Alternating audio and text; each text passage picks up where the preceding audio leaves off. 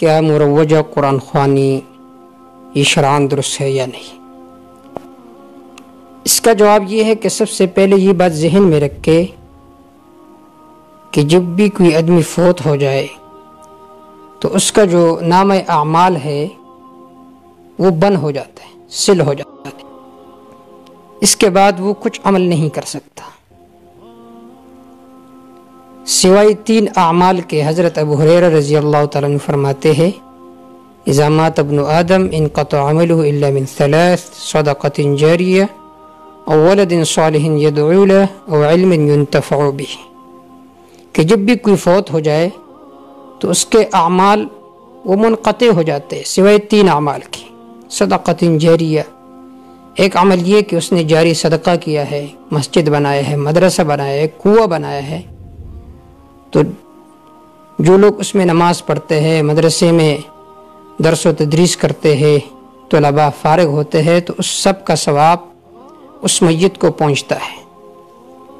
دوسرے نمبر پر اولد صالح یدعو له، اس کا بیٹا ہے نیک، وہ ان کے لیے دعائیں وغیرہ کرتا رہتا ہے، تو اس کا ثواب بھی اس میت کو پہنچتا ہے۔ تیسرے نمبر پر او علم ينتفع به، اس نے علم لوگوں کو پہنچایا تھا، ان کے تلامذہ تھے، شاگرد تھے، جو ان کے تلامذہ قرآن و سنت کی خدمات کرتے رہتے ہیں، تو اس کا ثواب بھی اس میت کو پہنچتا رہتا ہے۔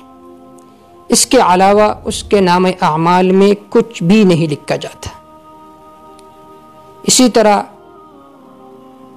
دوسرے نمبر پر وہ اعمال اس کو پہنچتا رہتا ہے جو بطور ایصال ثواب کے کیا جائے، مثلا کوئی مالی صدقہ کرے آدمی، یا کوئی بدنی صدقہ کرے، مثلا عمرہ کرے، تو اس کا ثواب بھی اس میت کو پہنچتا ہے، کئی نصوص سے یہ ثابت ہے۔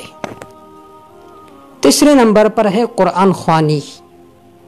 ایک یہ ہے کہ آپ قرآن مجید کا کچھ حصہ پڑھے اور یہ کہے کہ فلاں میت کو اے اللہ یہ پہنچا دے، سورۃ یاسین پڑھے، سورۃ الاخلاص پڑھے، تو یہ بھی پہنچتا رہتا ہے۔ حدیث پاک میں آتا ہے کہ اپنے مردوں کے سامنے تم سورۃ یاسین پڑھا کرو، یہ اس لیے آپ نے فرمایا کہ اس کا ثواب اس میت کو پہنچتا ہے۔ چوتھے نمبر پر ہے مروجہ قرآن خوانی، کہ جب بھی کوئی فوت ہو جاتا ہے اس کے بعد تیسرے دن پر، 40ویں دن پر لوگوں کو بلایا جاتا ہے، قراء کو، پھر وہاں پر وہ قرآن مجید کا ختم کرتے ہیں، پھر اس کے بعد کھانے پینے کا انتظام ہوتا ہے، بعض جگہوں میں ان کے درمیان پیسے بانٹے جاتے ہیں، تقسیم ہوتے ہیں۔ تو یہ مروجہ قرآن خوانی درست ہے یا نہیں؟ اب میں اگر آپ کے سامنے اپنی بات رکھ دوں کہ یہ جائز ہے یا جائز نہیں ہے، آپ حضرات کہو گے کہ تم کیا ہو؟ میں آپ حضرات کے سامنے ایک قول رکھنا چاہتا ہوں، آپ خود بخود سمجھ جاؤ گے کہ مروجہ قرآن خوانی جائز ہے یا نہیں۔ امام ربانی علامہ رشید احمد گنگوہی رحمہ اللہ، وہ اپنے فتاوی رشیدیہ میں فرماتے ہیں ثواب میت کو پہنچانا، ثواب میت کو پہنچانا بلا قید و تاریخ وغیرہ اگر ہو تو عین ثواب ہے، اور جب تخصیصات اور التزاماتی مروجہ ہو تو نہ صرف درست بلکہ باعث مؤاخذہ ہو جاتا ہے۔ آپ نے فرمایا کہ ثواب میت کو پہنچانا، اگر میت کو ثواب پہنچانا ہے اور آپ قرآن مجید کا کچھ حصہ پڑھے تو درست ہے، لیکن شرط کیا ہے؟ بلا قید و تاریخ، کہ آپ تاریخ کو فکس نہیں کرو گے کہ میں نے 40ویں دن پر یہ ختم کروانا ہے، میں نے تیسرے دن پر یہ ختم کروانا ہے۔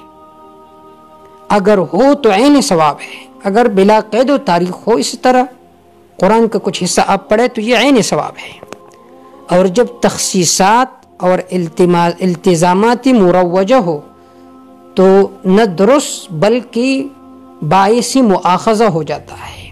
اگر اس میں تخصیصات ہو، التزامات ہو، جیسا کہ آج کل ہوتا ہے، تو یہ جو کام ہے یہ باعث مواخذہ ہے، اس پر تمہاری پکڑ ہوگی۔ اب فقیہ العصر امام ربانی مولانا رشید احمد گنگوہی رحمہ اللہ کی اس عبارت سے، جو ایک فقیہانہ عبارت ہے، اس سے ہمیں چند باتیں معلوم ہو گئی کہ یہ جو مروجہ قرآن خوانی ہے، اس میں تخصیصات بھی ہوتے ہیں، اس میں التزامات بھی ہوتے ہیں، اس میں کھانے پینے بھی ہوتے ہیں، شیرینی بھی تقسیم ہوتی ہے، اجرت بھی تقسیم ہوتا ہے۔ لہٰذا اس وجہ سے یہ مروجہ قرآن خوانی بالکل درست نہیں بلکہ باعث مواخذہ ہے۔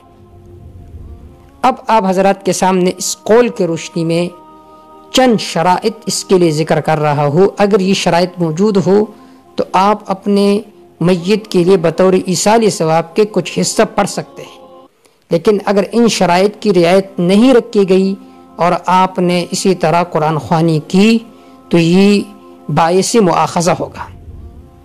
سب سے پہلی شرط یہ ہے کہ اجرت مقرر نہ کی جائے۔ اگر آپ نے اجرت مقرر کی کہ تم اتنے پیسے دو گے تب ہم قرآن خوانی کریں گے تو یہ بالکل ناجائز ہے اور حرام ہے۔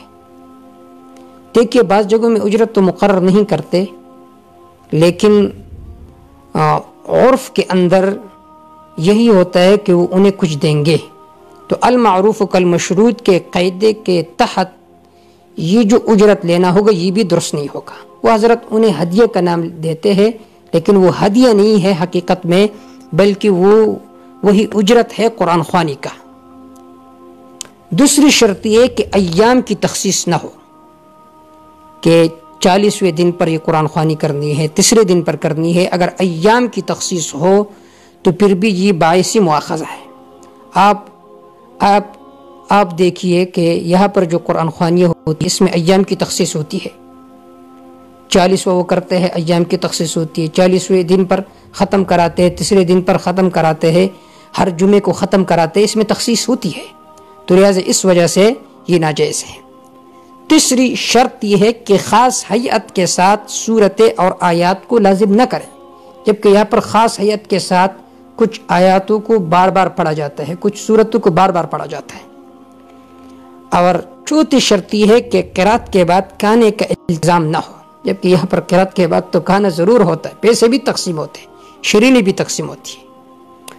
اور پانچویں شرط یہ ہے کہ اس قرآن خوانی کا مقصد شہرت اور تفاخر نہ ہو، جبکہ یہاں پر جو لوگ بھی قرآن خوانی کرتے ہیں ان کا مقصد یہ شہرت ہوتی ہے کہ لوگ دیکھیں کہ دیکھو انہوں نے اتنی قرآن خوانی کی، اتنے پیسے تقسیم کیے، شیرینی تقسیم کی۔ لہٰذا یہ جو مروجہ قرآن خوانی ہے یہ بالکل ناجائز ہے اور حرام ہے۔